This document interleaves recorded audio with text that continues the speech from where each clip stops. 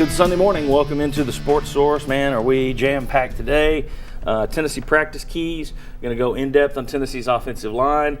Tennessee's title drought as it compares to other droughts of the Big Six SEC power programs, SEC road schedules. We got a lot of stuff in this one. Let's go ahead and get her started. First segment of today's show brought to you by our good friends Phil Cobble, Fine Homes and Land. Phil and his team have a wide range of listings to show you, including some pocket listings, as they're known, listings you might not turn up on a simple MLS search, like this Berkeley Park home out in Farragut, 3 stories, custom crafted brick, 6 bedrooms, beautiful kitchen, and a home theater room. Phil Cobble, Fine Homes and Lands. They are Knoxville's boutique realty company. You need to get in touch with them sometime this week, either to list your property or to check out the many, many properties they have, including pocket listings you might not find in other places. Phil Cobble, Fine Homes and Land. All right, I want to welcome in Jimmy Himes, Bob Hodge, and Chuck Cavaleris. Right here, we got Sports Animal, we have Freelance, the Knoxville News Sentinel, we have Tennessee Golf Central.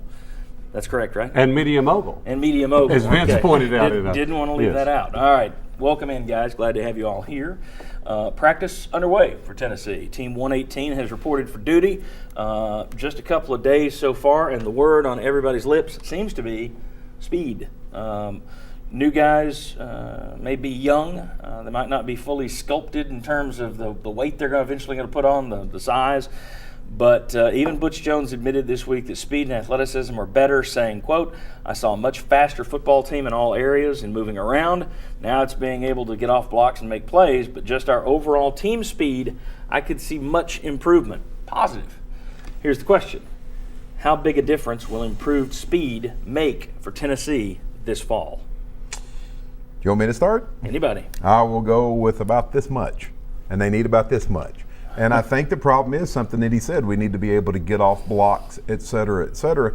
I think what you're going to see is faster, more athletic guys, but you still have to put on a lot of weight and a lot of strength to compete in the SEC. And so I think that's what's going to take time. And plus, if you're faster, your mistakes are going to be faster. So you can be a lot farther out of position than you were before.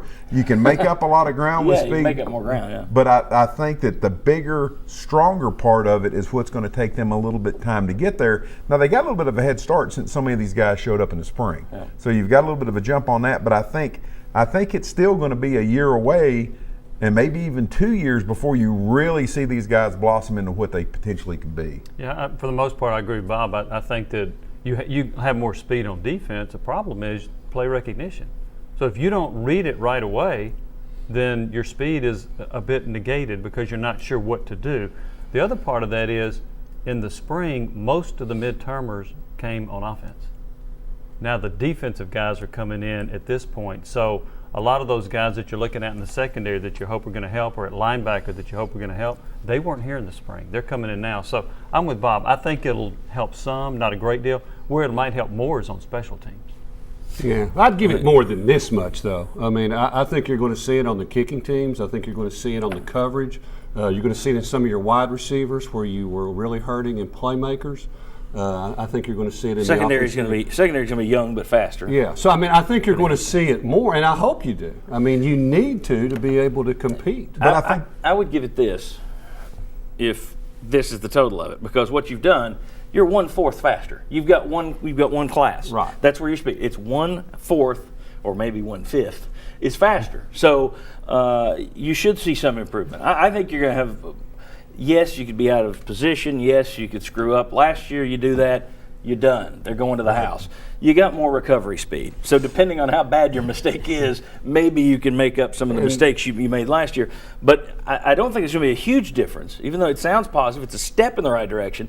But you need multiple steps. You need another class with speed. You need another class with speed. Then you're starting to compete with the SEC big boys, in my opinion. And I think also when you talk about how much improved is it going to be, okay, are you talking overall record?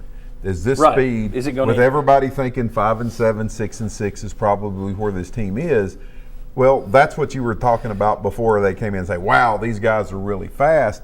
So is it going to make your overall record better? But I think it's going to make some of the games more competitive. And that's the key, because in some of those, you were run out of the gym in the basketball term. I mean, you really didn't have against Missouri and chance. Auburn. you Yeah, just- and plus on some of your players too, I think I give a little bit more credit to the football IQ of some of the guys coming in too. Well, that's a different question, though. Yeah, okay. We're talking speed. Well, All right. but we were saying they may be out of position because they're young. I'm thinking we need to give a little bit more credit to the football IQ of the kids you have. You're talking freshmen, though. I don't know. I wouldn't bank on football IQ for freshmen. Some of them I think you can. I'm going to agree with Chuck on that. I think a little bit smarter, going to be a little bit better because they're just better football players. With Bates and Berry and some of those guys. Yeah, exactly. I never heard that as a knock on the last group. They're dumb.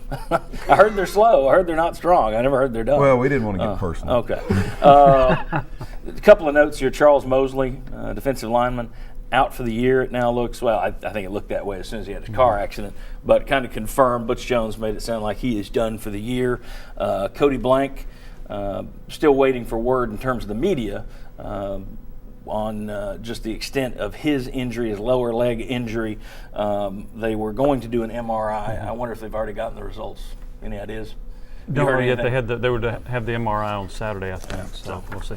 All right. And let's see here. The quarterbacks, quickly. Yeah. You were not impressed by what you saw. Not at all. In particular, Dobbs. Dobbs didn't have a good day at all throwing. I saw at least 6 overthrows, and I mean way overthrows. There were, according to Butch Jones, 62 balls that hit the ground in passing drills. That's a combination of bad throws and drops. But from what I saw, most of them were bad throws, and most of them were by Dobbs. So now you've got other quarterbacks in the equation too, including some walk-on quarterbacks. But I did not think that in the passing drills they looked that sharp, although by far the best passer I thought was Worley. Did you feel he looked better than he did last year? Or was it Worley? Yeah. Uh, And we're talking I about wouldn't say much different. I thought he had a good spring last spring, so I wouldn't say much different. what's the most important key? We got about a minute here in this segment. Most important key. If you could do one thing in this fall camp and you're Butch Jones, what are you looking for? I'll start and say no injuries. Yeah, I had You're that young on the team? list. Yeah, That's number one, no injuries. What do you got? Well, I tell you what, I think something that Chuck was talking about is how quickly do you get these young guys up to speed to where you feel like, remember, if we go back a decade or two, they had good players who weren't on the field at certain times because they said, well, they didn't know the offense, they didn't know this. How quickly do these guys know enough to where you can put them out there with confidence that their mistakes aren't going to be mistakes just simply because they don't know the offense, they don't know the defense? Okay. I think having the same system in place from year 1 to year 2 is helpful. But to me, a big part of that is on defense with so many young faces. How complicated can you be? How much more of that scheme can you insert? If you're really basic with what Tennessee has on defense, you're going to have trouble. You're going to have to be multiple on defense, and I'll be curious to see how multiple they can be with a young defense.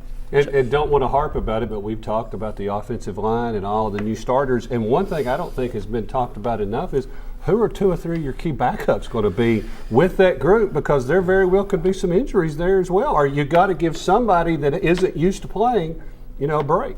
Good job, Chuck. That's a perfect tease for our next segment when we go in depth. Well, it is. He didn't give away anything. We're going to talk about the first and second string offensive linemen, where they came from, who they are. That's in the next segment. Want to remind all of our DirecTV viewers out there that DirecTV has corrected our listing finally. You can now record us as a series again. So if you like to DVR us, go to DirecTV's DVR, hit it twice, make that noise with your mouth, and you can record us as a series. When we come back, Tennessee's offensive line.